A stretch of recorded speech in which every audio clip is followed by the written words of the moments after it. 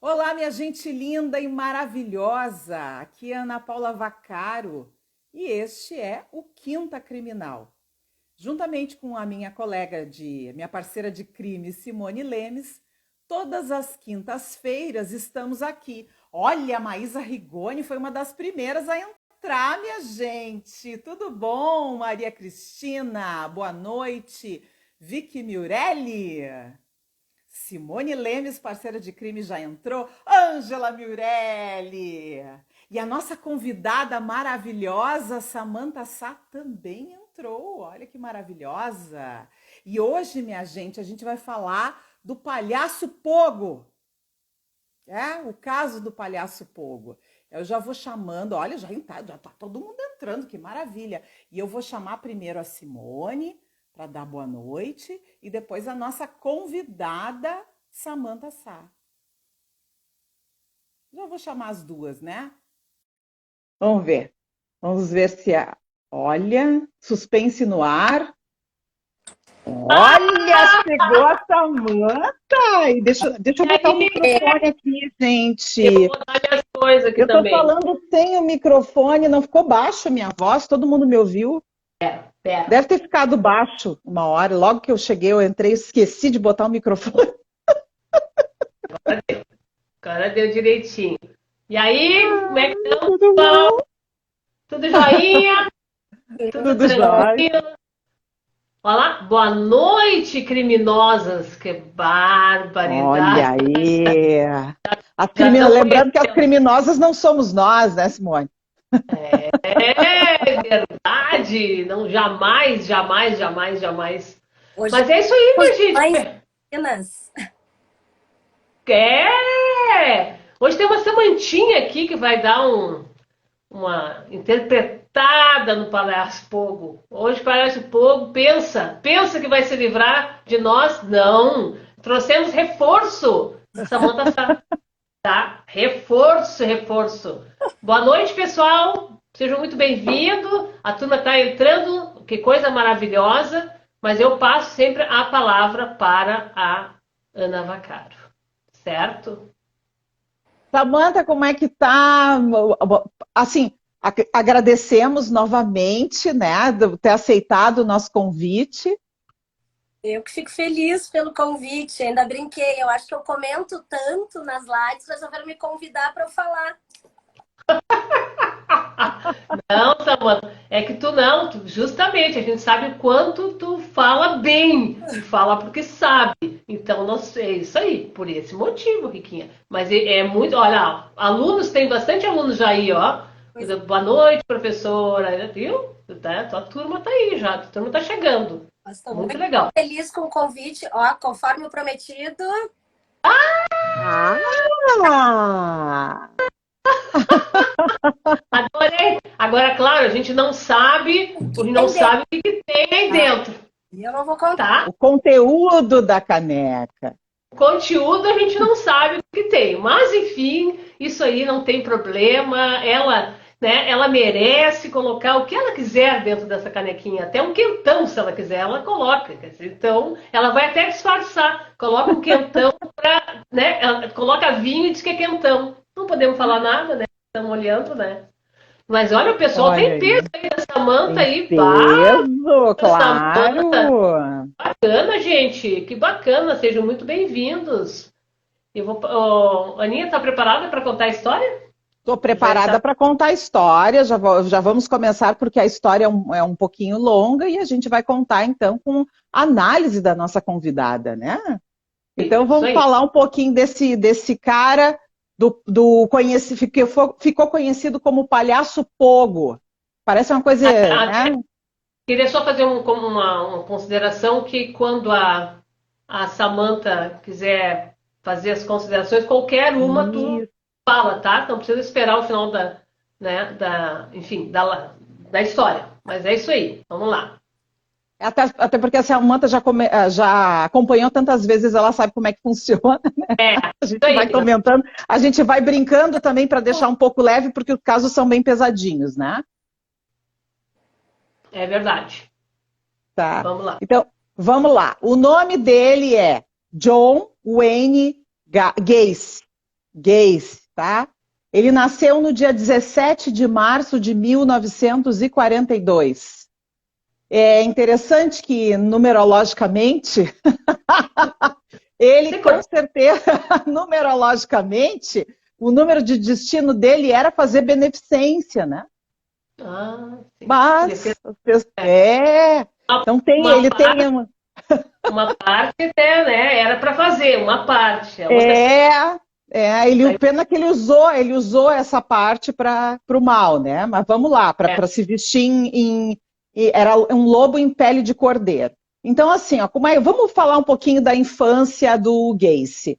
Quando o pai dele tinha problemas com álcool, era alcoólatra, gostava de beber bastante, ir para dentro de um porão, encher a cara, e ele batia na mãe, e o Gacy era o saco de pancadas dele. Ele era um homem que achava que todo mundo era melhor do que ele, então ele usava isso, esse poder sobre o filho. E ele era homofóbico, então ele ficava dizendo, o Gacy gostava de jardinagem, ele era muito próximo à mãe, às irmãs.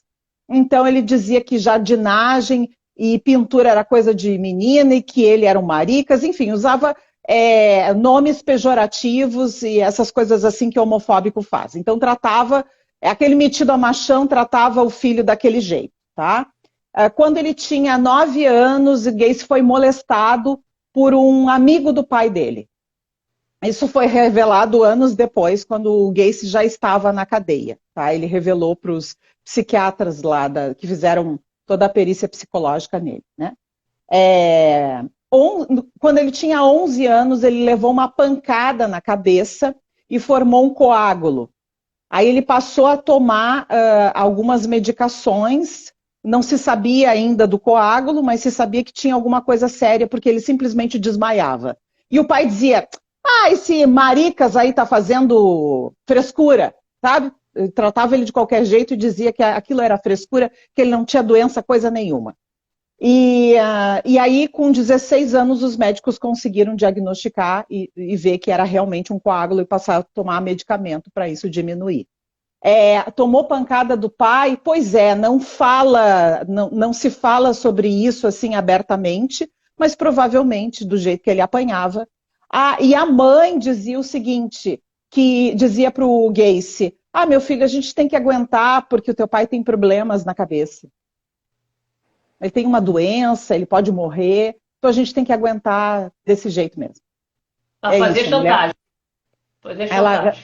Exatamente, ela fazia essas coisas, entendeu? E aí, então, com esse pai abusivo, com 20 anos, ele vai para Las Vegas tentar a vida por lá, e lá ele consegue um emprego de assistente de funerária. Aí começa a bizarrice. Já começa a bizarrice ali, gente, na funerária. Sim.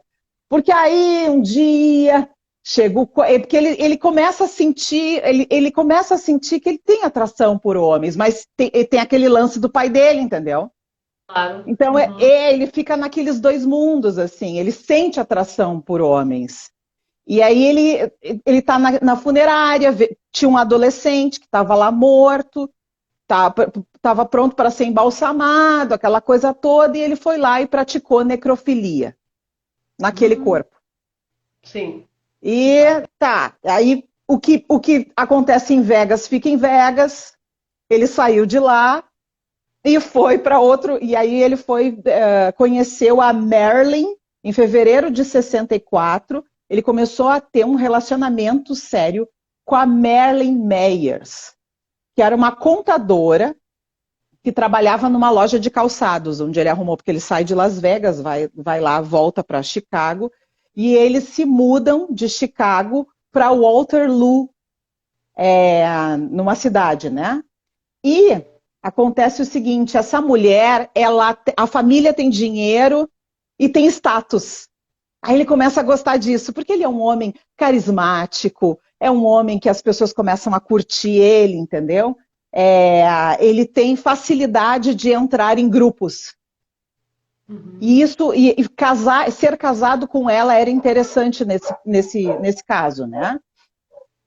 E aí em setembro, então, de 66, ele conhece ela em fevereiro de 64, e em setembro de 66, eles tiveram um bebê, e aí o pai vem para conhecer a família de margarina que ele fez, né?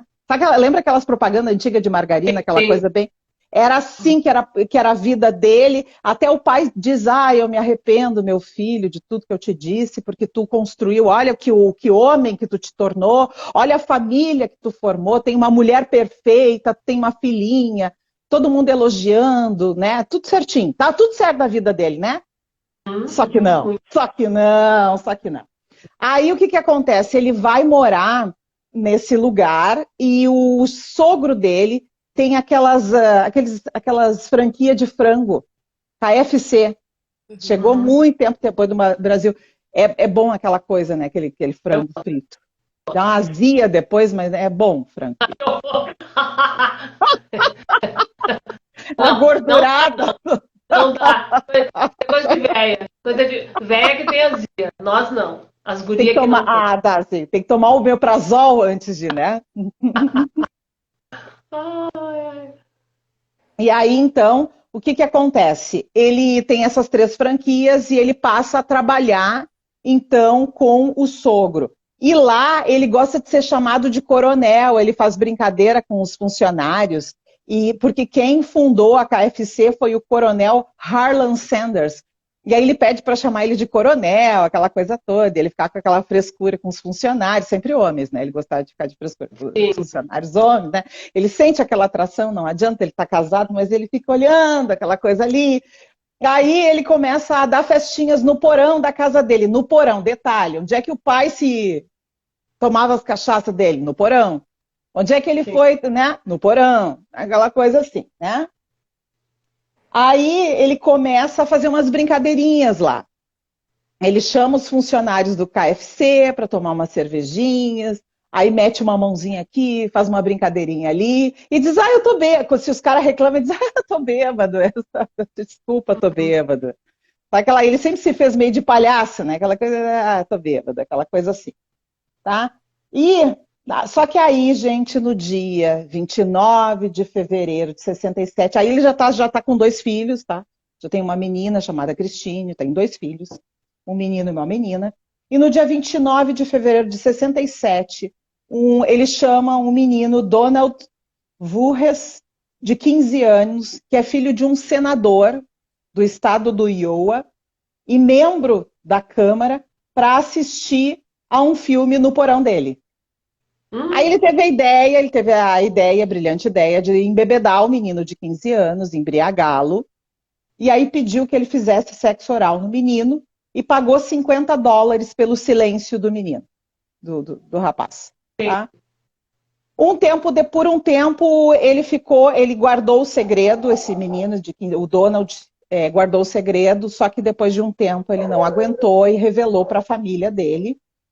Em março de 68, a família denunciou o John por assédio. Aí ele fez, estão falando, é calúnia, e tentou fazer de tudo e dizer que não aconteceu, que foi que o menino fez por livre consentimento e ficou toda aquela coisa. Resultado, a mulher acabou dando no pé, né? E ele acabou sendo preso. E ele pegou 10 anos de reclusão. Detalhe, né, minha gente, eu não preciso dizer para vocês que na cadeia ele era um modelo, né?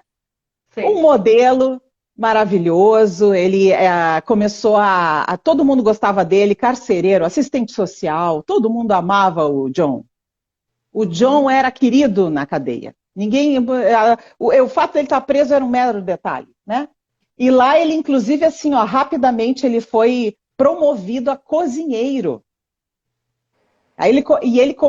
E aí ele ganhou um título lá dentro. O John passou a fazer uma comida agradável, uma comida para melhorar as condições das pessoas lá dentro. Mas, índio velho. Faz jus ao numerologia 9, né? Faz jus. Mesmo que seja dentro da cadeia. Entendeu? Tá certo. Aí os presos adoravam ele, amavam ele. Oi? Não é mentira, né? Não. Ele não é, só que era na cadeia, mas tudo bem. Resultado de tudo isso, Em dezembro, então, de 1969, o pai dele morre. E o pai dele morreu de cirrose, mas ele acha que o pai dele morreu de desgosto por tudo aquilo, enfim. E aí ele começa a ficar com esse lance, esse conflito da homossexualidade borbulhando na cabeça dele.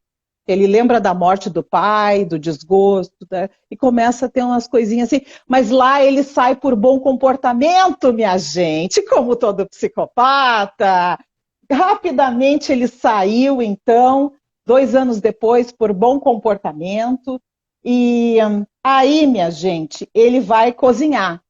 Arrumou um emprego como cozinheiro, tá? Lá em Chicago, ele vai morar com a mãe, que a mãe agora é viúva, tá? Em 70, então, arrumou emprego. E diz a irmã, tem relatos da irmã, que falava assim, ó, que ele começou a ficar focado. Ele começou a juntar dinheiro, ele começou a trabalhar muito como cozinheiro, se tornou o coach de si mesmo, entendeu? Começou a cultivar palavras motivacionais e começou a focar naquilo, entendeu? Para juntar um dinheiro. E assim, em 1971, ele investiu tudo que ele tinha economizado em uma empresa de reformas e construções chamada PDM. Ele fazia pintura, ele fazia todas essas partes assim, né? É um cara focado, gente, vocês não têm noção. Mas, claro, é empreendedor. Não, mas se a gente parar para pensar, gente, ele é serial killer, matou, fez, aconteceu, tá tudo certinho. Mas que ele era focado, ele era, né? Bem Claro isso aí, saiu da prisão, guardou dinheiro, abriu uma empresa. Para e pensa, mas toca a ficha, tranquilo. Querido, ele não tinha crenças limitantes, não é mesmo? Então, ele não tinha. Ele acreditava nele, minha gente. Só que aí, claro, no meio, ele começou a... óbvio que tinha o lado dele que estava empreendendo e que estava novamente retornando à sociedade, tá vendo? Porque esse era o personagem do Gacy. Então ele começou a entrar em grupos, começou a fazer de novo muita caridade, começou a trabalhar com isso, e em meio a isso, de vez em quando, escapava um escândalozinho sexual, entendeu? Porque não adianta, ele gostava de meninos. Adolescentes eram os preferidos dele, tá? Quando, um pouquinho antes dele abrir a empresa dele, ele foi acusado de estuprar um adolescente. Mas as acusações elas foram retiradas porque o menino não apareceu no tribunal. Então, aquilo foi deixado de lado. Tá? Aí, em 71, ele comprou a empresa dele. Em 72, ele noivou. Ele conseguiu uma mulher que tinha 2 filhos, a Carole Hoff, e as filhas adoravam ele, chamavam ele de papai.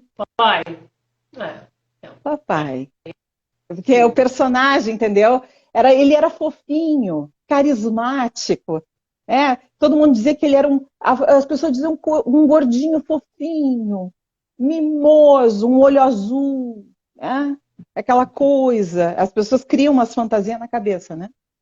Tá. Aí, uma semana antes dele casar, ele foi novamente acusado de molestar um adolescente. E aí o Gacy pagou o menino para retirar a queixa. O Pogo pagou. O Pogo pagou, tá? Ele ainda não era Pogo. Ele estava começando a construir, né, a personalidade. Numa viagem de trabalho, ele estuprou um dos funcionários dele, tá? Ele sempre dava uma bebida para o cara ficar meio zonzo, assim, e depois ele ia lá e estuprava. Esse cara foi lá e dias depois apareceu lá no pátio dele, deu uns sarrafos nele, deu uma surra nele, porque aí o cara não estava bêbado, deu nele e tal, e aí ele se fez de vítima, que estavam perseguindo ele, estavam perseguindo o pobrezinho, aquela coisa toda, né? E aí o negócio começou a pesar, porque tinha muitas coisinhas assim, muitas denúncias, essas coisas todas. Aí ele começou a trabalhar, gente, coach de si mesmo, começou a trabalhar para melhorar essa imagem, tá vendo? O cara não é bobo. Tá? Globo, Carol Conká, ele era a própria Globo, tá? Então vamos lá, para melhorar a imagem dele, em 1975 ele entrou para um grupo chamado Jelly Jokers, aonde ele criou o personagem Palhaço Pogo, aonde ele ia então fazer festas beneficentes para arrecadar dinheiro para as crianças. Ele ia vestido de palhaço visitar as crianças no hospital, é quase um doutor da alegria, né? E aí ele começou a criar prestígio na cidade, gente. Ele entrou e foi ser membro do Conselho Católico de Interclubes, foi capitão comandante da Defesa Civil de Illinois. Tá, minha gente? Tesoureiro do Partido Democrata, só para vocês terem uma noção, naquela época, tá, a primeira-dama, Rosalind Carter, tirou foto com o Pogo. Ele era... Entendeu? Ele era o cara, gente. Só que não, né? Então, a Simone está perguntando se ele teve mais contato com os filhos dele. Não, né? Ele não teve. A mulher, ó... A mulher picou a mula e ele casou com essa nova aí, que essa nova era conveniente para ele, porque é aquela coisa recatada do lar, né, da alta sociedade. Quer dizer, é o disfarce perfeito, minha gente. O disfarce perfeito, tá? Para ele poder... A mãe morava com ele o tempo todo, né? Não, ele morou com a mãe um tempo, e aí quando ele casa com a Caroline, ele compra a casa, ele compra uma casa para a mãe, e depois ele se muda para casa com a Caroline. Sim, mas e no segundo casamento a mãe não vem morar com ele? Antes dele casar. É um pouquinho desencontrado, Samantha. Essas informações são um pouquinho desencontradas.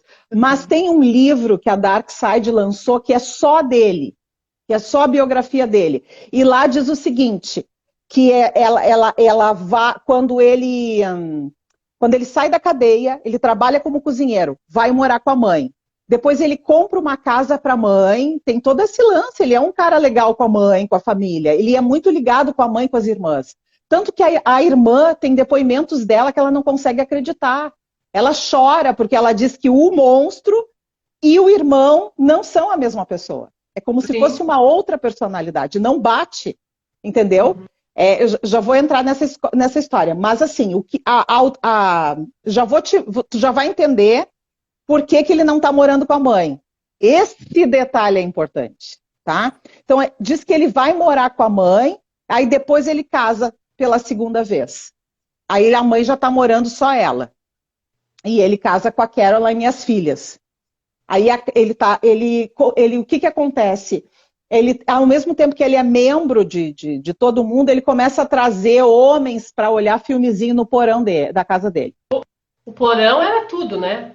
Porãozão lá, pelo amor de Deus. Pare, E aí a mulher começa a achar estranho, mas só chama o homem para cá. Mas que estranho, sempre homens jovens. E ela começa a estranhar o estilo dele, começa a estranhar o jeito dele, começa a estranhar o jeito que ele olha para os meninos, né?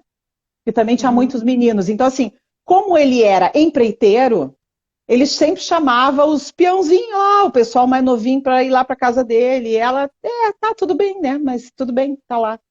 E aí aconteceu o seguinte fato. Ela foi arrumar lá a garagem e encontrou uma revista pornô homossexual.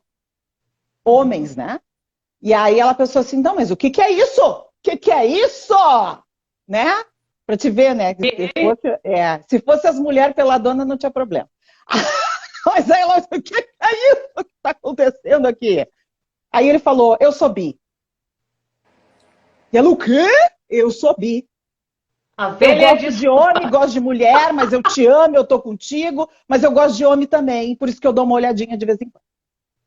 Aí ela ficou balançada e alguns dias depois ela deixou ele, e aí a casa está liberada? Agora sim. Né? Tá vendo por que não encaixa essa coisa da mãe junto? Porque ficou perfeito para ele. Agora ele é um homem divorciado pela segunda vez e ele tem, então, a casa só para ele. Até aí tudo bem, né? Não teria problema se ele convidasse homens da idade dele, não teria problema nenhum, tá tudo bem, tá tudo liberado, né? Tá solteiro, vamos lá. Só que não. Só que não. Aí ele começa a trazer gente, né, para lá, para casa dele, e um belo dia ele trouxe um menino chamado Timothy, de 15 anos. E o Timothy gostou dele, gostou de ficar com ele, foi consentido o negócio. No outro dia de manhã, ele quis seguir a música do Roberto Carlos. Amanhã de manhã eu vou fazer um café para nós dois. E foi fazer um café para os dois. Só que ele acordou o Gacy com uma faca na mão, mas é a faca que ele estava fazendo o café, as coisas lá do café. E aí o Gacy levou um susto e achou que ele queria matar o Gacy.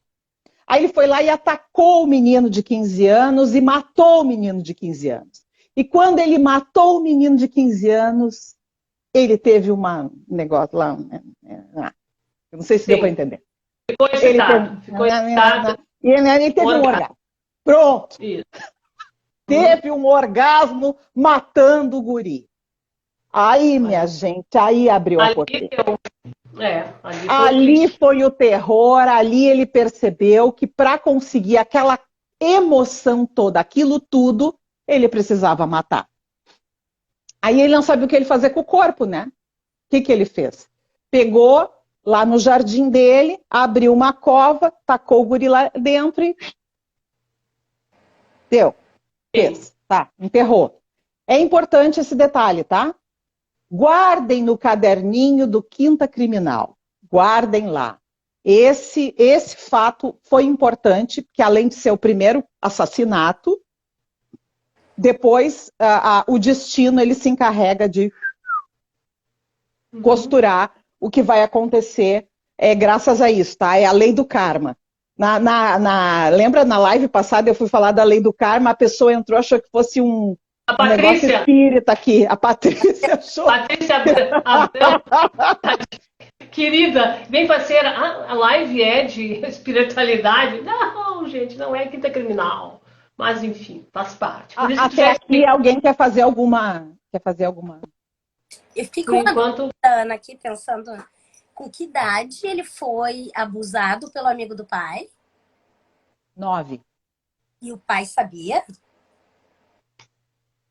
Diz que ninguém sabia. Isso foi revelado por psiquiatras. E quem conta é a Karen. A Karen a Karen é a irmã mais próxima dele, a irmã querida dele. Assim, eles tinham uma relação maravilhosa. E ela dá uma entrevista na Oprah. A Oprah, naquela época, era tudo, e ela dá essa entrevista chorando e diz que ninguém sabia e que tempos depois é que ele revelou, tempos depois, que ele foi abusado com 9 anos. Tá? É isso que ele conta, né? Diz que a mãe sabia, mas o pai não sabia. Ele não contou, ele tinha medo do pai, morria de medo do pai. Essa pelo menos é a história que se sabe, né? Então vamos lá. Aí depois que ele mata o Timothy, começou, né? Ele tomou gosto. E ele estava sozinho na casa. Então ele criou o modus operandi. Aonde ele ia lá, dizia assim, eu vou te conseguir um emprego. Geralmente ele pegava um perfil de meninos pobres, né? Aquela coisa para ser mais fácil.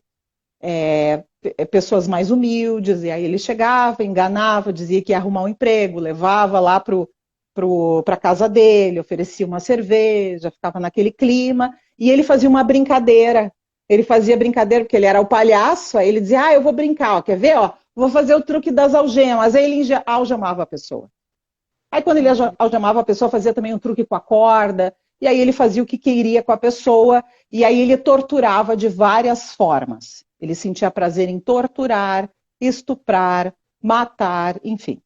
Tá? Cada vítima, ele diz que ele criava uma coisa diferente, mas o modus operandi era sempre o mesmo. Né? Atraía a vítima para a casa dele. Só que aí, gente, foi tão doido esse instinto de matar, essa loucura toda dele, foi tão maluca, que o que aconteceu foi que não tinha mais lugar onde enterrar na casa dele.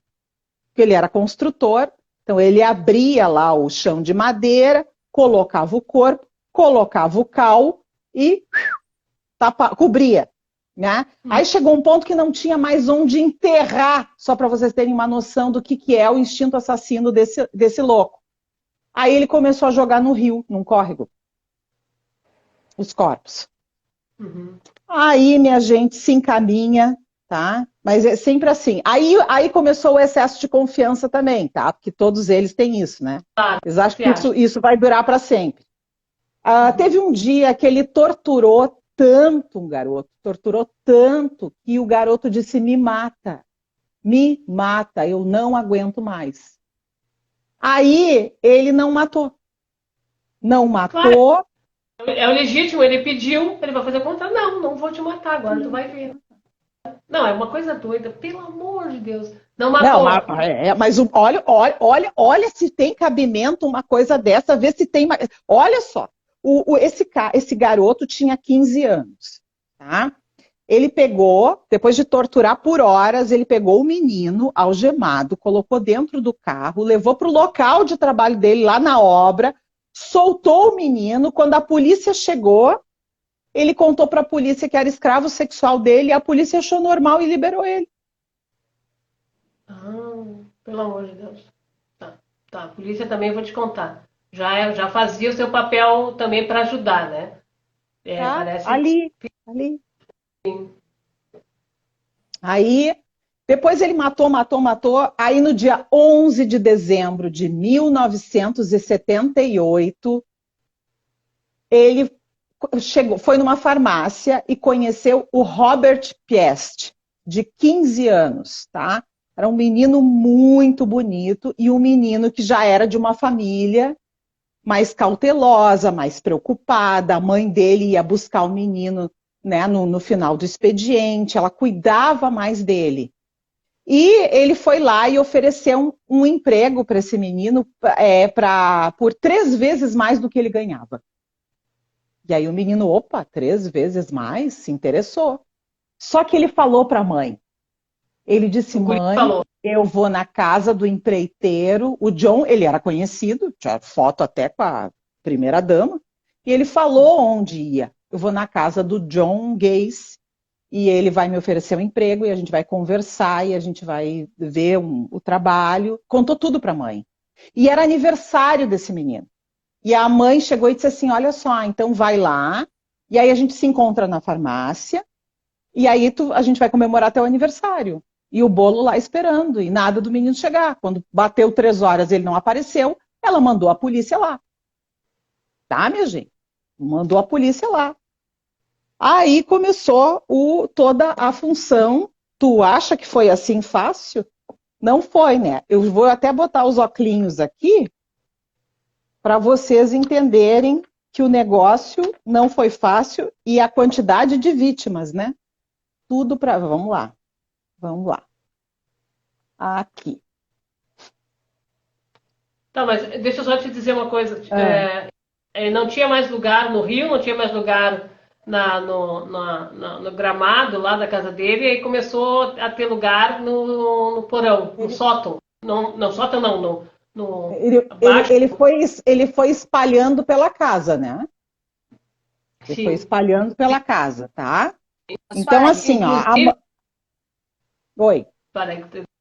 Eu digo assim, inclusive existe fotos mostrando, fotos, existe documentários mostrando exatamente como era o porão do porão, né, da casa, né, que ele ia enterrando. Mas isso, fazendo camadas, até chegar num ponto onde não tem mais espaço. Não tem mais espaço. Mas não foi assim tão fácil encontrar. Ainda tem uma reviravolta no caso, tá? Porque aí o que aconteceu? Ele foi na casa do Gacy. Pode falar, Samantha. É lenda a história de que exalava um odor desse porão? Exalava. Não é lenda. Exalava um odor desse porão, Por causa dos corpos em posição, né? Eles diziam que ele dizia que era encanamento, né? Uhum. Isso, ele dizia que era um problema de esgoto.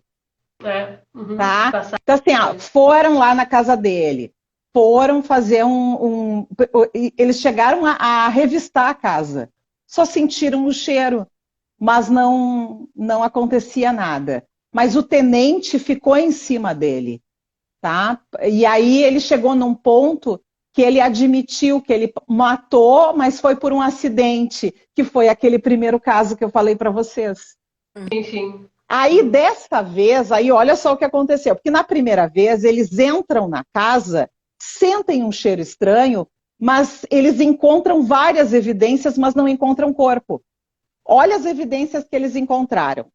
Anéis gravados, alguns com iniciais, 7 filmes eróticos suecos, vários comprimidos do sedativo Valium e nitrato de amido, que ele drogava as vítimas, né? Fotos coloridas de farmácias, livros sobre homossexualidade, um par de algemas com chaves, uma tábua com 2 buracos de cada lado, de uso desconhecido, uma pistola, emblemas da polícia, um pênis de borracha, seringas hipodérmicas, roupas muito pequenas para serem do Gacy, uma corda de nylon, um anel com inscrição Maine West High School, ou seja, de alguém que estava na high school, né? Maconha, canivete, manchas no tapete, enfim, eles foram montando e encontraram depois, ele tinha 3 carros, ele era empreiteiro, bem sucedido, e num dos carros tinha fios de cabelo desse menino, esse menino que trabalhava na farmácia, o Robert. Aí eles chegaram para ele e tentaram, né, ver o que tinha acontecido. Ele falou, olha, ele não matava animais, não tinha isso na história dele. Não, animais não tinha. Não tinha. Tá, ela era contra os princípios dele. Às vezes acontece isso. Eu tô adolescente. Às vezes, tô rindo, mas é de nervosa. Às vezes acontece isso, tá? Então, o que acontece? Eles foram lá e espremeram ele. Aí, gente, foi um legista lá para dentro, para tentar desencavar o corpo que estava no pátio. Que ele disse, tem um corpo no pátio, morreu por acidente, assim. Não contou o resto das vítimas, entendeu? Que o psicopata, ele é seguro de si, ele tentou enganar a polícia. É só um que aconteceu, é por isso que estão me ameaçando e não sei mais o quê, e criou várias coisas. Aí o pessoal foi lá para cavar o corpo e o legista disse, não, mas só um pouquinho, esse cheiro aqui, esse cheiro tá demais, gente. Isso aqui não é esgoto, sabe como é que é? O cara é legista, tá acostumado a pegar essas coisas, né? Sim. E aí começou a desencavar. E aí começou a achar corpo em tudo que era lugar, como a Simone falou. E achava corpo, e quanto mais eles desencavavam, mais corpo eles encontravam, cabelo, pedaço, tudo. E o pior é que é um monte, não é piada. É um monte de corpos. É um monte de corpos. Muitos corpos, tá? E tem até, em vários livros, vocês encontram o rostinho de todas as vítimas. No curso da Simone tem a fotinho, né, Simone? Tu colocou a fotinho com todas as vítimas deles, assim, ó. E tem todas, assim. E assim, a polícia foi, então, descobrindo tudo isso, tá? Na época não tinha DNA, então não tinha como saber de quem eram as vítimas. Tem histórias de que anos depois, com o DNA, foi possível achar quem era, né? Isso é verídico. Verídico. Isso aí é verídico. Deixa eu só fazer um parênteses em relação a isso aí. O número de pessoas, e aí depois tu confirma, que ele tinha matado, que ele matou, é em torno de 33. Né? 33 vítimas. Só que tem não sei se eram 10 ou 12, não conseguiram reconhecer. Passou anos e anos e anos, e aí tipo assim, o delegado, né, atual, que faz pouco tempo que aconteceu isso aí, que eu vou dizer para vocês, ele disse que, tipo, tá, só um pouquinho, é um dever nosso descobrir quem são essas pessoas. Então, eles fizeram isso que tu disse, todo um trabalho, né, na parte forense, no DNA, e descobriram. Fizeram uma cerimônia, tá, para, claro, desenterrar, depois tiveram que enterrar, uma cerimônia oficial para enterrar essas pessoas que ele não sabia, não sabiam quem era durante muitos e muitos anos. Então, assim, a família, ela, depois de muitos e muitos anos, ela literalmente pôde enterrar, porque tinha muita gente, mas eu não quero atropelar a história, porque tem uma série de coisas essa história, não quero te atropelar, mas tem umas coisas muito interessantes, um desses, dessas pessoas que foi enterrada, né, como indigente, sei lá, ninguém sabia quem era, tem o irmão dele, disse quando começou isso aí, e o irmão dele tinha assumido, ele disse para a mãe, ele com certeza é vítima do Gacy. A mãe, é capaz. Não, capaz, não é. E depois, quando fizeram esse exame todo aí do DNA, descobriram que realmente era. Então é bem complicado. Mas enfim. Estão perguntando ali sobre o corpo do Robert, se deu tempo de salvar o Robert. Não, não deu tempo de salvar o Robert. O Robert, o que aconteceu? Aquilo que eu falei para vocês, não tinha mais espaço na casa para enterrar. Ele pegou o corpo do Robert, colocou no porta-malas do carro, colocou num rio e depois confessou. Depois que encontraram todos os corpos, né? Aí ele confessou que matou o Robert, até porque o cabelo do Robert foi encontrado nesse carro. Tá? Foi encontrado nesse carro. Então, olha só, Lara, a fantasia do palhaço era uma forma de zombar da fragilidade da vida das vítimas. Olha, levantando uma questão para depois Samantha vai responder. Aí a Samantha para responder.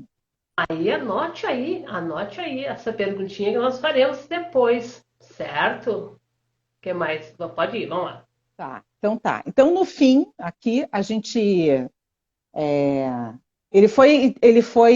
Passou por 7 psiquiatras, depois que ele foi preso, tá? Foi preso. Sim. Aí, sempre aquela coisa, né, gente? A defesa tentou dizer que ele não sabia o que ele fazia, que ele era doente, tentou usar o fato dele ter sido espancado pelo pai e ser abusado na infância e tudo aquilo ali para, né, diminuir o que ele fez, para ele não pegar perpétua e nem pena de morte. Enfim, a defesa tentou, mas aí o que pesou foi uma das testemunhas que sobreviveu e que contou, né, tudo que o Gacy fez para ele e que ele sabia muito bem o que ele fazia, enfim, isso pesou e assim ele foi condenado então e ficou anos no corredor da morte. E aí, quando ele foi diagnosticado, então ele passou por 7 psiquiatras. Tá? Tudo isso para participar do julgamento. Tá? Todos os 7 que examinaram... Oi? Para ver se ele tinha condições de ser julgado, né? Isso, exatamente. Então, todos os 7 psiquiatras que examinaram o Gacy para o seu julgamento concordaram que ele era inconsistente e contraditório, mas nenhum deles o diagnosticou como portador de múltiplas personalidades, porque eles queriam também falar sobre isso. A defesa queria dizer que ele tinha várias personalidades, que ele, justamente pelo fato dele ser o palhaço querido e, ao mesmo tempo, o palhaço, né, que inspirou o Pennywise, né, da coisa, né, do Stephen King, do Annabelle, lembra? Do Annabelle, e aquela coisa assim, né? Ele foi, mas não teve, tá? Nenhum deles achou que ele era incapaz também de ser julgado, todos eles acharam que ele era capaz sim. Dr. Lawrence Friedman diagnosticou como um pseudoneurótico esquizofrênico paranoico, disse que Gacy era um homem que não tinha certeza de quem era e que de tempos em tempos manifestava diferentes aspectos de sua personalidade. Certo. Mas que tinha condições de saber o que estava acontecendo. Dr. Eugene... Não, eu queria ver, teve uma pessoa que perguntou essa questão da idade dele, né? Estava fazendo umas continhas aqui agora, então, na verdade, se ele matou de 1972 a 78, nasceu em 1942, então, 1978 ele tinha 36 anos. E ele foi condenado depois em 1980, então, na verdade, 31, ele era jovem, 36, 37, 38 anos, ele era uma pessoa jovem, né? Sim, era jovem. só respondendo o questionamento de uma pessoa aqui em relação à Sim, idade. sim. Tá. O julgamento dele teve início, exato, Simone, o julgamento dele teve início em 6 de fevereiro de 80, tá? Ele teve vários diagnósticos.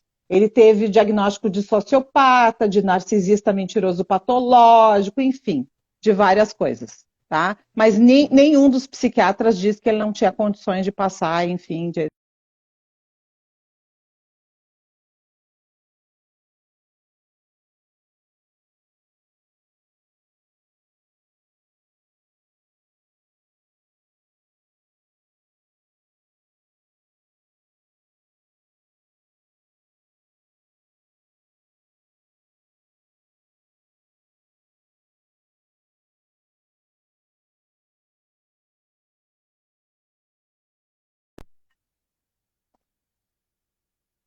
Tanto que falou, voltou. Voltei? Voltou. E é engraçado que aqui eu acompanhei normalmente, vi vocês conversando, que eu travei, que eu não sei o quê, e eu continuei, mas não travei. Não, travou. Nós temos testemunhas. 40, nós temos 43 pessoas, 41 pessoas aqui, tá? Que disseram sim, travou. Tá bom. Ana, Então tá, gente. Então, pode falar. Uma pergunta interessante aqui. Quando e por que ele começou a se vestir de palhaço? Ele entrou para essa. Não tem detalhes sobre isso. Diz que ele entrou, ele teve uma identificação e que ele entrou para essa parte beneficente. Diz que todas as pessoas se vestiam de palhaço nesse local. Ele entrou para uma instituição onde as pessoas se vestiam de palhaço e ele curtiu isso. É isso que eu ia dizer. Provavelmente o fato de se vestir de palhaço criou uma facilidade para jovens se aproximar dele também, não só criança, né? Porque sim. A imagem do palhaço, tipo assim, é mais fácil de chegar, entendeu? Ele bobo, ele não era. Então, só para reforçar. Não, bobo ele não era, mas assim, tem uma parte dele que se vestia de palhaço para fazer todo o trabalho beneficente. Porém, ele não queria atrair crianças, porque ele gostava de adolescentes, sempre em torno de 15 anos, entende? Que já não curte mais, não tem essa coisa do palhaço, entende? O palhaço é como se fosse assim como ele, na sociedade, ele foi o comandante da Defesa Civil para ajudar as pessoas, aquilo ali foi uma parte beneficente. Só que ele gostou da fantasia e ele gostava, muitas vezes ele diz que ele torturava as vítimas vestidas de palhaço. Pois é bem isso. Só um comentário que teve uma pessoa que caiu, voltou e pediu para responder a pergunta dela. Ele não piorou depois de uma surra que tomou do cara que era empregado dele. Na verdade, ele piorou quando ele começou a matar mesmo, aquele primeiro cara que foi o que a Ana disse. Quando matou, né, teve um orgasmo e aí, o fator, né, desencadeou.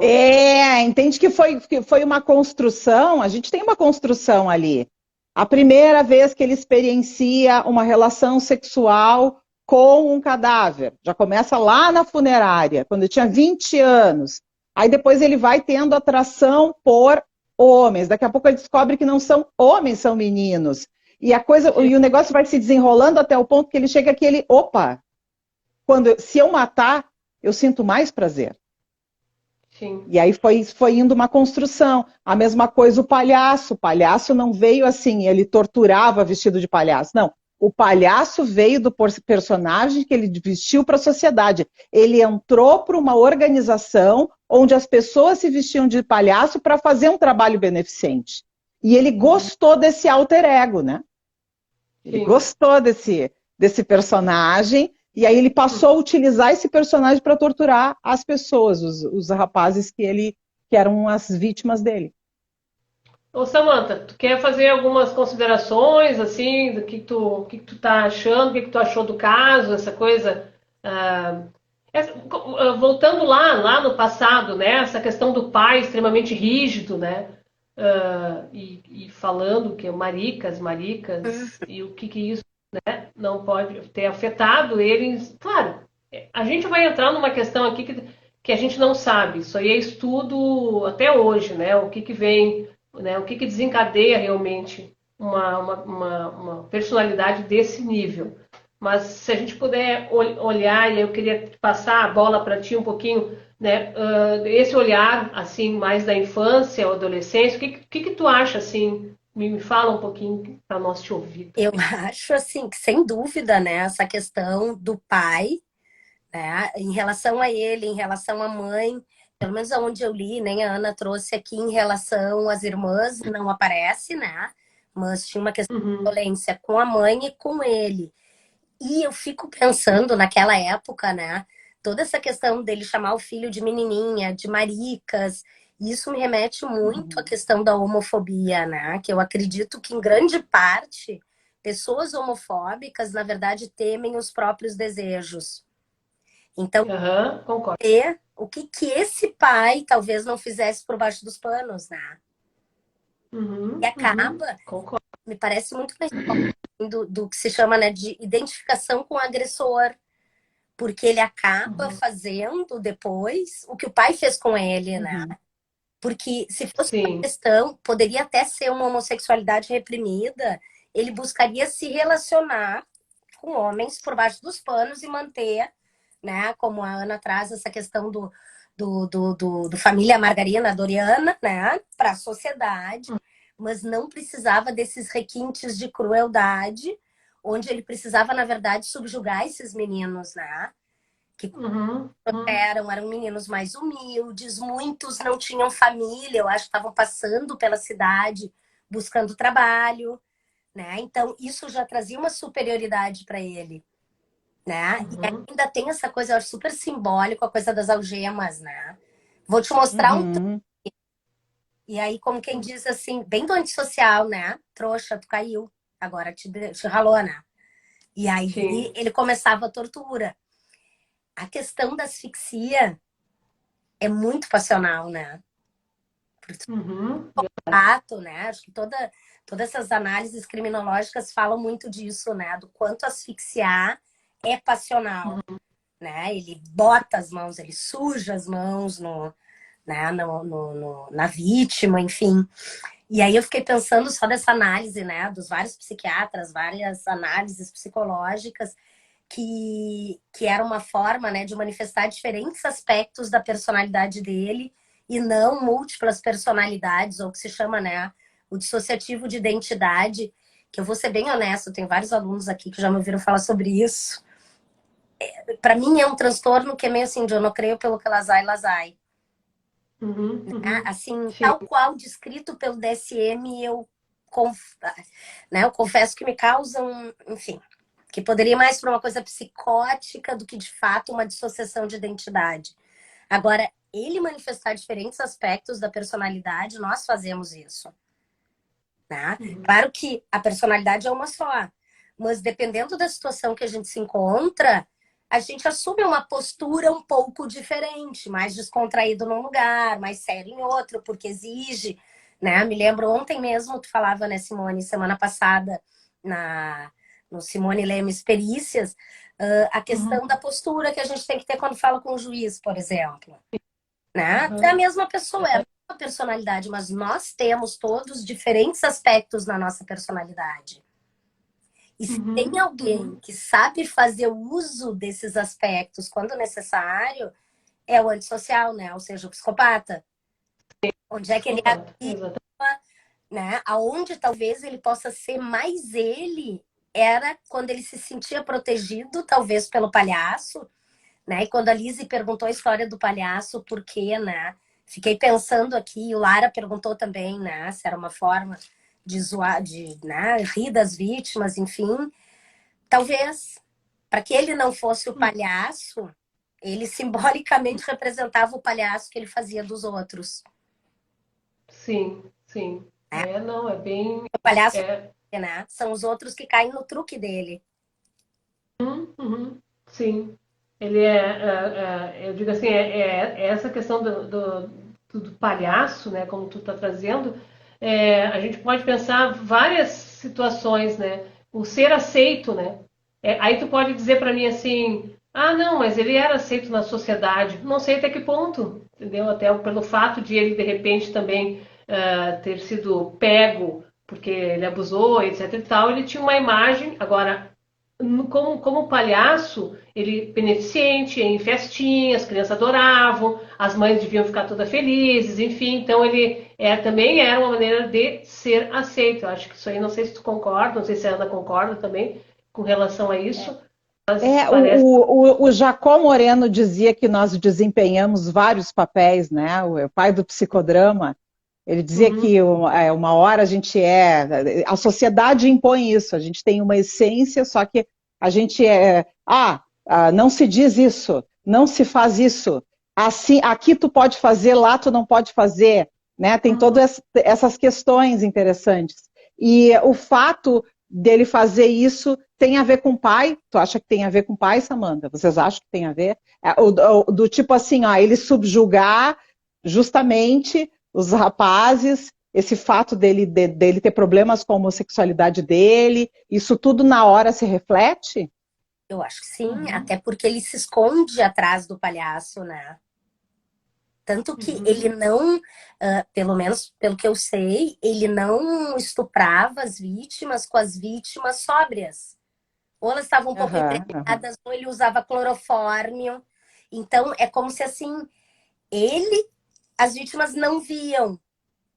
Agora, quando ele uhum, chamava como palhaço, ele fazia a história do truque, né? uhum, Então, eu penso que não deixa de ser uma forma de dissociar, mas não de uma maneira de diferentes identidades, mas assim, de acreditar que ele está protegido por aquilo.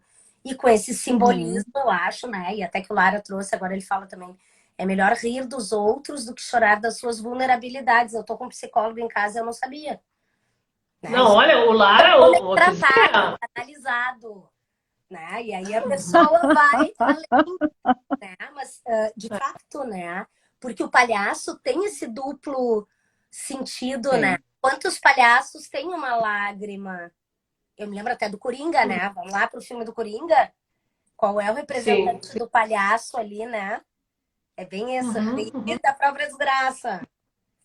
Então, a gente tem aham, muitas nuances aí na história do palhaço, mas me fica muito a questão da identificação com o agressor e essa mãe que eu acho que em alguma medida ele menosprezava no fundo, porque ela não fez nada, ainda mais agora que a Ana traz, eu nem sabia dessa história do abuso aos 9 anos, nunca li sobre isso, Sim. né? E aí a Ana diz, a mãe sabia. E eu penso, e ninguém protegeu ele, essa mãe não o protegeu nem do pai, muito menos acreditou, fez alguma coisa com esse amigo abusador.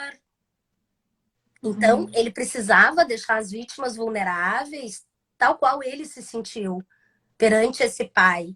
E que me dá muito essa ideia de que ele projetava no filho esse Maricas, essa menininha. Porque esse era o lado, o Uhum. pai tinha que ser superior a todo mundo, tinha que ser o melhor. E o quanto ele não se sentia fraco, fragilizado, e acredito eu, inclusive, com os desejos sexuais dele. Sim. Mas ele também, outra questão que eu acho também interessante é o fato de ele, com 20 anos de idade, ter saído de casa e ir à luta, né? Então, ele poderia, que se a gente for verificar algumas histórias de serial killer, a gente vê que muitas vezes o serial killer, ele fica bastante tempo ou com a mãe, ou mesmo com o pai, com a família, né? E esse aí não, esse com 20 anos, que aí até tu brincou, empreendedor, né, etc e tal, É, um mas empreendedor. cortado, né? Ele cortou esse vínculo, não o emocional, o psíquico, né? Que ficou bem claro isso, né? Que não, mas assim, de uma maneira ou de outra, a única alternativa que ele tinha naquele momento, e eu não estou defendendo ele de maneira nenhuma, mas era fugir, né? Foi o que ele fez. E sabe Eu fiquei pensando outra coisa, ainda vou botar mais uma coisinha, mais um temperinho aqui. Fiquei pensando na mãe também, né? A mãe é extremamente errada o fato de ela não ter, enfim, protegido o filho. Mas, por outro lado, a Ana falou que ela apanhava também, né? Então, Apanhava. essa mãe devia ter muito medo desse pai. E aí, então, não conseguia nem pensar em ajudar os filhos. Mas eu Também tem isso aí. culpando a mãe, né, Simone, quanto a isso. Claro que ela também sofria violência, mas assim, ele enquanto criança, enquanto filho, o que se espera é que a mãe proteja, né? O pai era o agressor. E claro, essa mãe conseguiu e ainda justificava, né? Que dizia que o pai tinha alguma coisa na cabeça e que era melhor não contrariar porque ele poderia morrer. Agora, essa ida Isso. dele para Las Vegas, que eu também não sabia, eu fiquei pensando, porque, claro, ele já estava com 20, mas vamos lá, simbolicamente, o adolescente precisa matar os pais para poder descobrir a identidade e ver qual é a sua, né? Então, claro, Sim. ele não podia matar, ou que poderia ter ido por esse lado, né? Mas ele não conseguiu matar esse pai, e para ser ele, talvez ele tenha precisado ir para longe. Mas aí, vamos lá, ele arranja emprego numa funerária e, pelo jeito, a primeira coisa que ele faz é cometer necrofilia. Maior vulnerabilidade, e a criatura não podia fazer nada, estava morta, né? Sim, sim, exatamente. Bem isso. Ele, ali, E ele depois, quando ele casa, a satisfação dele de apresentar a família para o pai e o pai se impressionar com o homem que ele se tornou. De novo, ele veste um personagem claro, olha só, fazendo pai de para palhaço agradar o pai. e fazendo pai de palhaço, né? Eu te agrado, palhaço, eu não sou nada disso. Sim. E se não, se essa mulher não tivesse, a primeira mulher não tivesse ido embora, ele estaria com ela até hoje. Até hoje não, mas entenda o que eu quero dizer, né? Ele estaria enganando ela e a primeira mulher, né, que descobriu através da revista, etc e tal, que ele falou que era bi, também era naquela época também uma pessoa respeitada e tudo, mas essa mulher, ela assim, ela ficou com tanto, não vou dizer ódio, nojo desse cara, que ela nunca mais ele teve contato com os filhos dele, né? Ela conseguiu sumir do mapa, né? Sumir. E a gente também não tem nada na história que diga que um dia ele procurou esses filhos, um dia ele tentou, né? Não existe nada sobre isso também, né? E gurias, Para ele foi conveniente, né, também. nós Uhum. assistimos Ela... semana passada, né, até com a coisa da live, um filme que eu não sabia que existia, que é, se eu não me engano, Lara pode me ajudar aqui, Querido Mister X, se eu não me engano, que foi baseado no livro. Tu vai falar sobre isso, Ana? Então nem vou me meter aqui. Pode falar, pode falar, pode falar. Por um menino, um rapaz que era estudante de direito e começa a se corresponder com vários serial killers. E ele passa a ter uma relação próxima, né, através de cartas, trocaram mais de 100 cartas, com o Gacy. E ele acaba, inclusive, indo visitar o Gacy na prisão, que tenta, né, quase matá-lo e estuprá-lo, enfim, mas aí no fim os guardas chegam. E claro, esse guri teve uma baita notoriedade por toda a história, com foto, com Gacy, isso na semana que ele ia ser executado. E anos depois, isso marcou tanto esse guri, fez tão mal para a saúde mental dele que ele acabou se matando, né? Porque ele não superou toda esse contato e a manipulação. Ele achava que estava manipulando o Gacy, porque estava fazendo o trabalho de conclusão de curso dele sobre o Gacy, e na verdade, isso me chama atenção, né? Esse poder dele, né? Ou essa inteligência de manipular e de perturbar as pessoas, né? E mais uma vez, na prisão, recebia charutos cubanos, né? Tinha uma linha telefônica e tinha gente que ligava para ele para ouvir a voz dele. Uma loucura isso, né? Assim, Como é que é o nome desse filme? Como é que é o nome desse filme? mas é isso, tá? É Querido Mister X. Porque um psiquiatra foi chamado e escreveu um relatório que era Mister X. É isso, né? Mas tem Isso, no, isso. tem no Netflix? Não. Não. Tá? Não. YouTube? YouTube? Eu acho que foi no YouTube. YouTube, Foi, né? YouTube consegue alguma coisa. Foi no Tem. YouTube que a gente assistiu. Uhum. Tá? Perfeito. Curiosidades, então, sobre os anos dele na prisão, porque ele ficou no corredor da morte. Então, durante 14 anos ele ficou preso e ele seguia uma rotina. Ele acordava às 7 da manhã, esfregava o chão da cela dele, olhava a correspondência e trabalhava em pinturas, minha gente. Ele pintou muito.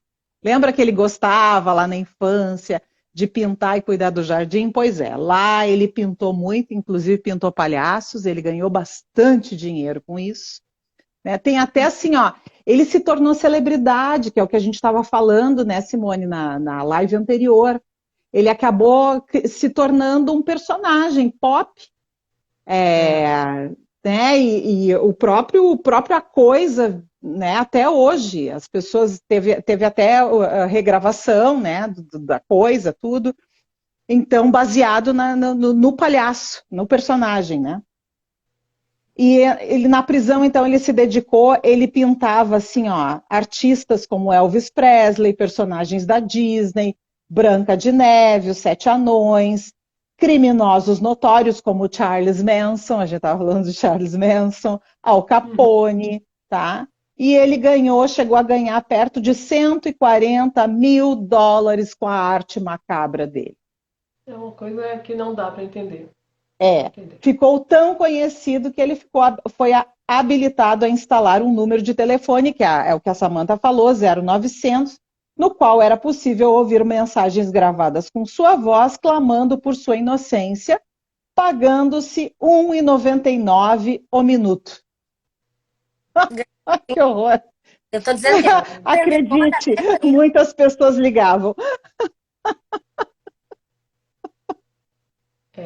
Gente, Que loucura. Também tinha música, né? Também teve conjuntos? Teve banda, teve muita coisa. Ai, aqui parou de correr. Porque virava exemplar, sim. Então ele ficou. Tem até, gente, um programa que ficou famoso, que é entre o Ed Kemper e o Gacy. É uma conversa entre eles. Olha só, fizeram todo um esquema nos dois presídios para filmar os dois, para fazer um debate. Que coisa louca, né? Eles dão todo um holofote para esses loucos aí, né? Com certeza. É impressionante isso. É uma coisa impressionante. Bom, a gente sabe disso, né, pessoal? A gente estava falando do Lázaro, né? O que foi aquela coisa toda do Lázaro, coisa e tal. Se ele tivesse vivo, então ia ser mais ainda. Ia daqui a pouco escrever um livro.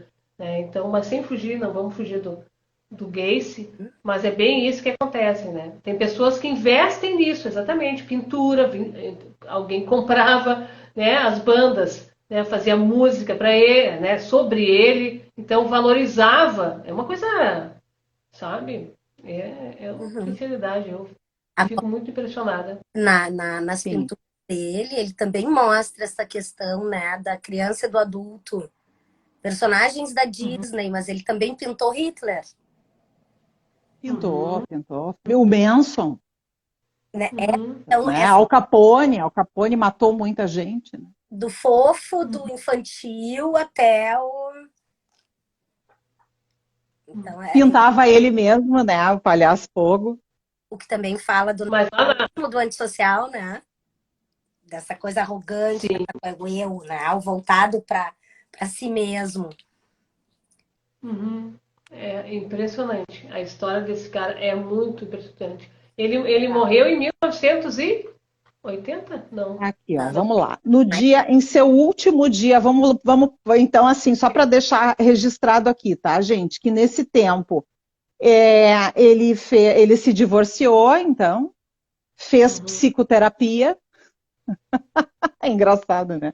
Fez psicoterapia, tentou suicídio e se tornou alcoólatra na cadeia. Não sei como é que ele conseguia álcool, mas enfim, né? É isso que se tem registro. O filho dele, gente, infelizmente se matou. Né? Quando o filho dele teve que aguentar, imagina tu ser filho de um assassino que mata meninos, então o filho não aguentou. Essa é uma das curiosidades, tá, sobre ele. No último dia de vida, foi o 10 de maio de 94. Ele recebeu a visita da família, os amigos na penitenciária, em Jolie, em Illinois. A última refeição escolhida por ele foi frango frito, que ironia, né? Frango frito. Camarão frito, Tinha bom nome. batata e morangos frescos. Às 21 horas, foi pedido que todos os familiares e amigos se retirassem, mas Gacy poderia ficar até às 23 em companhia de um ministro religioso, se assim fosse sua vontade. Nesse horário foram iniciados os preparativos finais, né? Ele morreu por injeção letal. Foi oferecido um sedativo. Exatamente à 00:01, ele foi retirado de sua cela, amarrado a uma maca e recebeu uma solução salínica intravenosa no braço. Foi dada a ele, então, a chance de se pronunciar, e ele falou o quê? Kiss my ass. Beija minha bunda. Que horror, gente. Beija minha bunda. Ele não tinha mais nada para falar, né? Não, tudo já tinha sido, como é que eu vou dizer, não é analisado, mas descoberto, né? Ele não tinha como enganar, né? Então realmente estava indignado, teve que largar essa para fazer um... E ficou na história, né? Tanto é o que ele falou, ficou na história. Então, mais uma vez. Uma outra curiosidade, gente, geralmente, tá? A injeção letal, a pessoa fica no máximo 5 minutos, ela morre, tá? Ele levou 18 minutos para morrer. Oh, meu Deus do céu. Meu Deus do céu. O tubo que ele estava sendo colocado, a solução entupiu. Então, eles começaram a lutar para desentupir o tubo, trocar o tubo. E aí, então, diz a pessoa que executou e que é em sigilo, né? Diz ela que ele teve que... ele abriu os olhos pela uma última vez e depois, então, foi. Já era, tá? E aí, olha só, no dia da morte, né? As pessoas comemoraram na rua, fizeram festa. Minutos depois da meia-noite, todos começaram a brindar e a cantar mais alto. Garotas subiam nos ombros dos namorados, segurando lanternas. Virou uma festa. Tá? Nada de... Então, enfim, em 98, 20 anos após os crimes, novas buscas foram feitas num local perto de onde a mãe dele morava. Vários investigadores acreditam que Gacy matou muito mais gente do que o número de corpos encontrados, porém nenhum corpo além de 33 jamais apareceu. Deixando então o que aconteceu com a questão do DNA, é que depois que surgiu o exame de DNA, eles começaram a fazer algumas campanhas para recrutar as pessoas que perderam seus entes queridos, porque através do DNA de aproximação, conseguia saber se era parente ou não, e assim eles descobriram várias vítimas que tinham sido assassinadas e não sabiam que tinham sido assassinadas por ele, que simplesmente sumiram. Foram então 33 que foram identificadas, tem a identificação de 33. Mas todo mundo acha que foi mais. A polícia acha que foi bem mais. E como ele era debochado, enfim, não tinha preocupação nenhuma com vítima nenhuma, então ficou assim. É isso aí, minha gente. Né, minha gente? Forte, né? Realmente. Essa aí foi mais uma história da John Wayne Gacy, um palhaço conhecidíssimo. Quem não conhecia a história, conheceu agora. Lembrando sempre, né, minha gente, que aqui a gente fala a Simone comenta, hoje a gente trouxe a prof. Samantha Sá para comentar essas questões, mas também a gente também não está passando a mãozinha, né? O que a gente está mostrando é que o cara era realmente um monstro. Ele era, ele passou por tudo isso, mas ele era um monstro, né? Nem todo mundo que passa por tragédias pessoais e da infância se tornam monstros, né? Sim, então, exatamente. É que a gente tenta, né? De uma maneira... a gente tenta entender. Aí, por isso que a gente faz toda essa busca, né? Da infância, etc e tal. Apesar que na questão do Gacy, a gente não tem tanto detalhes, né? da infância propriamente dita, né? Não temos, né? A Karen, ela elucidou muita coisa, mas basicamente foi isso. Ela falou que ele era humilhado pelo pai, que ele sofria violência. É basicamente isso, assim, né? Ela não, mas assim, o abuso mesmo que ele sofreu foi por parte de um amigo mesmo. Diz que o pai nunca abusou do filho, mas ele sempre menosprezou o filho, enfim. E diz que também o fato dele beber, isso aí era muito complexo, né? Mas aí o pai acabou morrendo de cirrose, imagina o que não bebia, né? Sim. Agora, eu acho que tem uma coisa importante, né, gurias? Porque, assim, claro que ter passado pelas situações que ele passou na infância não significa o que ele seria o que foi. Né? Isso a gente não tem como afirmar.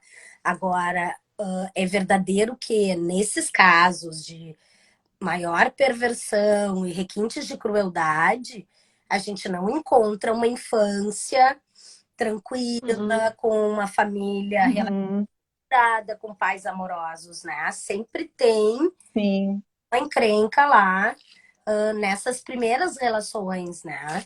Isso sim. É verdade. Todas as histórias que a gente lê, né, assiste filmes, sempre tinha. O que eu achei interessante, né, muitas histórias, o pai é o beberrão, né, bebe. A mãe, ela é daquelas dominadoras, né, tem muitas mães que são fanáticas, né, religiosas, né, e essa tem toda uma questão, a mãe dele bem submissa, né, Vítima. e o quanto isso também prejudicou ele, né? O fato. Então é muito. Esse que eu digo, a gente podia passar a noite toda aqui pensando nessas questões, porque são. Né, o pai, bem como a Samantha disse, a mãe não fez o que tinha que fazer. A gente fala do pai, o pai fez isso, faz aquilo, né? Mas a mãe também, a Samantha disse, né? Também não fez o papel dela. E ela não era nada fanática, ela não tem nada na história que diga isso, né? Aquelas fanáticas religiosas, mãe duronas, que nem a mãe do Ed Gein, que era completamente doida, completamente doida. O Ed Gein a gente já fez aqui, né? Não. A gente já fez, Não, né? o Ed Gein tu fez pela primeira vez, quando tu fez a Halloween, tu falou sobre o Ed Gein. Tá. Então tá. O Ed Gein também é legal. Vocês se dão O Ed Gein é conta interessante. que sempre um ou outro exerce esse papel, né? Que eu fico pensando simbolicamente, né, gente? Mas essa coisa do falo, né? Do poder, do empoderamento. Se quando são essas mães, né, fanáticas e rígidas, normalmente não tem pai. Ou passivo é o pai. Sim. Quando o pai é esse agressor, como é o caso do Gacy, a mãe é passiva. Então sempre tem essa dualidade onde não há um equilíbrio. E onde essa lei, que seria do pai, né, entre aspas, por isso que eu falo no falo, porque pode ser da mãe, da figura mais. Claro. Né?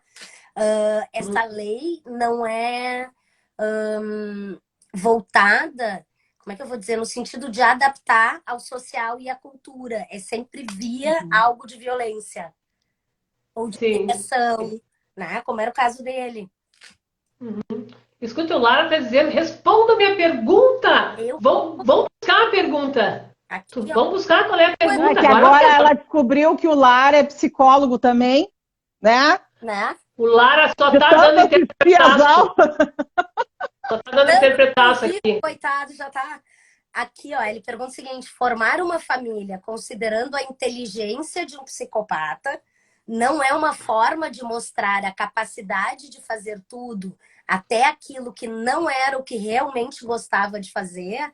E tu não viu, Lara, mas eu respondi com certeza. Porque se for necessário para que as pessoas o vejam de uma maneira X ou Y, é quase assim, ele interpreta um papel, ele usa as pessoas, né, como objetos de acordo com o objetivo dele. Então, ele pode, até, vamos pensar no caso dele, ele poderia ser bissexual, pode ser homossexual, mas se socialmente ele precisa representar um papel para ser aceito, ele casa, ele tem filhos, né? Ele vai ser pastor. é essa coisa. A própria questão do bom comportamento na prisão, que muitos têm, eles não gostam de exercer essa figurinha de bom comportamento. Mas se for necessário para que eu tenha algum ganho com isso, eu vou lá e faço. No caso dele, ele gostava desse status quo, ele gostava de estar por cima. Pode ver, ele vai para a cadeia, ele é de tão bonzinho, é quase a Madre Teresa dentro da cadeia, e aí ele consegue, então, vários postos, as pessoas falam bem dele e ele consegue méritos. É sempre por mérito, né? Então, a primeira vez que ele casa, ele consegue, inclusive, a aprovação do pai, que é uma coisa que ele nunca teve na vida. Aí ele começa a ter contato com a alta sociedade. E aí, quem é que vai duvidar? É a palavra de um homem quase santo contra uma vítima que está querendo me difamar. Era mais ou menos isso que ele usava. Ele escapou várias vezes em função disso. Ele dava um carteiraço. Não, eu olho só tudo que esse homem faz. E ele fazia muito trabalho beneficente. Essa coisa do palhaço começou com um trabalho beneficente. E diz que ele gostava de dar festas, não? No quintal. Muitas festas. Casa, né? Com toda essa coisa que é onde vai a primeira dama dar uma passada e ele tira essa foto. Isso. Ele gostava de dar festas e ir a festas. Isso quando ele era casado, porque depois que ele ficou solteiro, o pátio lá ficou um cheiro lá que não dava pra dar mais. O pátio ficou cheio. Ai. Pelo amor de Deus, cala a boca, mulher. Ai, que horror. É que a gente tem que falar que não vou fazer, né? Não, realmente não tem como a gente falar. Vamos ver aqui, olha, a Ju está perguntando, nessa hora que eu lembro do Lázaro, que fez toda a função de chamar o pessoal no cárcere para fugir, e no final ele fugiu sozinho. Pior, bem isso aí mesmo. É mais ou menos isso que todos eles fazem, né? Ali o Lara está dizendo que as narrativas da Ana nas lives já pode se candidatar sucessora do Marcelo Rezende. Ótimo! Olá! Ótimo! E ele falou, eu era o Marcelo Rezende. Ele tinha uma coisa meio, né? Essa aí tá ótima. Vou para a TV. Olha lá aqui a Cidade Alerta, minha gente! Vamos lá, o que aconteceu? Qual o assassinato? Que acontece, não é assim que eles fazem essas coisas sensacionalistas, assim, vamos lá, né? Aquela coisa esbaforida, né? Agora vamos com a gente, só com um pouquinho, o pessoal tá me dizendo, vamos com Samantha Sá! Direto da cena do... Ou então, Ana, ou então é a tua repórter, que é a tua sogra, que sabe tudo. Ela olha aí. Não, isso eu vou perguntar para as duas psicólogas, hein? E esse fascínio todo que nós temos, hein? Inclusive pessoas que não têm formação nenhuma em psicologia, em humanas. Esse fascínio, hein? Por querer estudar esses casos. Lembra? Isso aí é uma coisa... Aspectos da personalidade. Nós também temos. A questão é o que mas... domina... É a empatia ou a falta da empatia. Eu acho que o interesse, claro que as pessoas têm, até porque isso instiga, intriga, né? Mas também tem um fascínio aí, é claro. Sim, esses caras têm fãs, né? Sim, é isso que eu ia dizer. Tem gente que literalmente ama de paixão. E tem uma grande parte... que eu, por exemplo, me considero que eu faço parte desse grupo, é realmente tentar entender, né, uma curiosidade para poder entender a mente dessa pessoa. E que, na verdade, a gente estuda e tu também não entende. A gente faz algumas conexões com infância, adolescência, história, etc e tal, mas lá no fundo, ninguém pode chegar e dizer que é isso. Ainda é um mistério. Certo? É um mistério. Mas, enfim, estamos nós aqui, né, para tentar, então... E são hipóteses, né, Simone, baseadas em que a gente fica sabendo da história. Eu acho que a gente só pode afirmar alguma coisa quando efetivamente conhece a pessoa e tem a possibilidade de avaliá-la. Sim.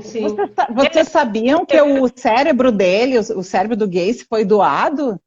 A família doou o cérebro para um centro de neuro, da época, né, de neurociência, para tentar descobrir o que tinha de diferente no cérebro dele. O History fez um programa sobre isso, inclusive. Eles queriam estudar para saber, e aí a família não se importou de doar. Aí tem até tem uma cena, a gente digita lá no YouTube, Palhaço Pogo History. Vocês vão ver um vídeo, tá? Que eles apresentam esse programa, e a mulher é meio macabra, aquela mulher, ela olha e diz: "Isso é o cérebro do Gacy, o Palhaço Pogo." Uma cara de louca assim, Simone. Brincadeira. Acho que é parente do meu psiquiatra aquele. Ela é. Hein? Essa mulher aí é lá do local onde tá? Ou é o repórter? O que é que faz isso? É repórter que fez isso de mostrar o. Não, é a mulher lá, é a neurologista que fala, e ela fala com um olhar meio estranho, aquele sorriso assim, falando assim que ela ia estudar o cérebro, que a família permitiu que ela ia estudar o cérebro. Então esse é o cérebro do Gacy, sabe? Uma coisa meio... Tudo a ver com o teu psiquiatra. Já senti só o olhar, eu já senti, entendeu? Tudo a ver. Ô, gente, é 22h26, certo, pessoal? Então tá, né? É que a gente alongou um pouco mais, porque temos uma presença ilustre hoje. Ilustre! Por isso que eu quero até perguntar para a nossa querida Samantha Sá, professora da PUC do Rio Grande do Sul, tem algum comentário que tu quer fazer? Quer deixar alguma mensagem para esse pessoal que está aqui na Quinta Criminal? O que teus últimas palavras aqui na live, evidentemente. Assim espero. Ai, Simone! Ai, que horror! Isso foi uma ameaça. A Simone tinha uma faca, né? Ai. Bom, Gris, eu quero agradecer muito, né? Muito legal. Bom, eu assisto sempre, eu digo, sou fã de carteirinha, né? Tô sempre lá comentando. Enfim, preciso dizer que o Lara fez um perfil para assistir hoje. Ele não tem Instagram. Olha só. Que legal. Uau! Muito legal. Muito legal. E eu só acho que é importante para fechar dentro do que a gente estava dizendo, né, Gurias? Bem, porque eu acho que esse é o... Muito tá por trás deste perfil, penso eu, né? Que vocês criaram. E que tem muito a ver com porque a gente busca, por exemplo, estudar psicologia. Eu acho que é bem essa questão, a gente também nos fascina, não por um lado mórbido, mas entender o comportamento humano, né? O que leva as pessoas a isso ou aquilo, né? Então, eu acho que tem tudo a ver com o interesse. Claro que, bom, cai nessas coisas cruéis também. Também são pessoas, né? Vamos daí desde do adaptado até o extremo de pessoas como essa. Sim. Mas claro que é... Eu acho que instiga, né? Talvez até mais do que entender uma pessoa comum. Tá? Sim. Tá bem. Né? Essa... leva a isso... Essa questão da Quinta Criminal, o objetivo, o propósito da Quinta Criminal é justamente fazer o oposto que vários canais, enfim, fazem. O que é? Contam a história só. Não é isso que a gente quer. A gente quer contar a história e quer fazer, né, uma análise dentro do que a gente conhece, dentro da opinião do grupo, do pessoal que está aqui, dos seguidores, né? Eu acho que esse entendimento que eu acho que faz a diferença, porque aí tu começa a pensar, poxa vida, mas olha que é verdade, isso aqui eu não tinha pensado essa coisa. Então a Quinta Criminal, ela tem esse objetivo, né, de nós realmente contar a história, mas não deixar só a história. Vamos sempre trazer pessoas ilustres, como a Samantha Sá, essa Samantinha. Olha só ali, ó. Gente, fantástica, porque é isso que tu tá trazendo, né, Simone? Vocês vão discutindo, conversando, vão lendo os comentários, então isso amplia horrores, né? Ou talvez até o que vocês tinham pensado de início. Claro, sim, claro. Sim. E tem Sim, perguntas que são a gente sabe como vai começar, a gente não sabe como vai terminar.